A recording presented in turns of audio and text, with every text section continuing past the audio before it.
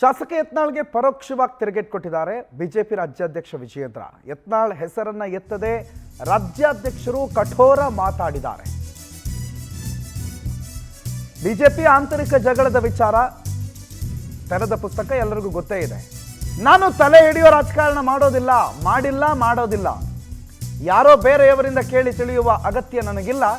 ಯಾರು ಏನೇ ಹೇಳಿದ್ರು ನನಗೆ ಸ್ಪಷ್ಟತೆ ಇದೆ. ಪಕ್ಷವನ್ನ ಮುನ್ನಡೆಸೋದು ಹೇಗೆ ಅಂತ ನನಗೆ ಗೊತ್ತಿದೆ ಅಂತ ಯತ್ನಾಳ್ ಅವರಿಗೆ ಪರೋಕ್ಷವಾಗಿ ವಿಜಯೇಂದ್ರ ಮಾತಿನಲ್ಲಿ ತಿವಿದಿದ್ದಾರೆ.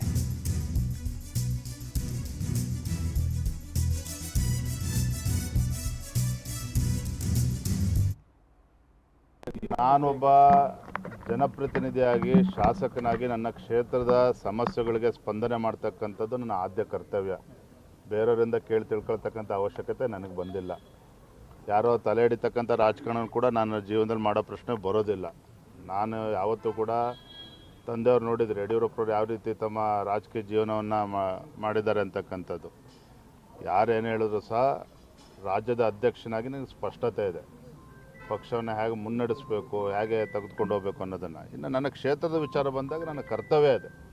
ಸಮಸ್ಯೆಗೆ ಸ್ಪಂದನೆ ಮಾಡ್ತಕ್ಕಂಥದ್ದು ಶಾಸಕ ನನ್ನ ಕರ್ತವ್ಯ ಇದೆ. ಆ ನಿಟ್ಟಿನಲ್ಲಿ ಇವತ್ತು ಸಚಿವರನ್ನು ಭೇಟಿ ಮಾಡಿರ್ತಕ್ಕಂಥದ್ದು ರಾಜಕೀಯಕ್ಕೂ ಇದಕ್ಕೂ ಯಾವುದೇ ರೀತಿ ಸಂಬಂಧ ಇಲ್ಲ.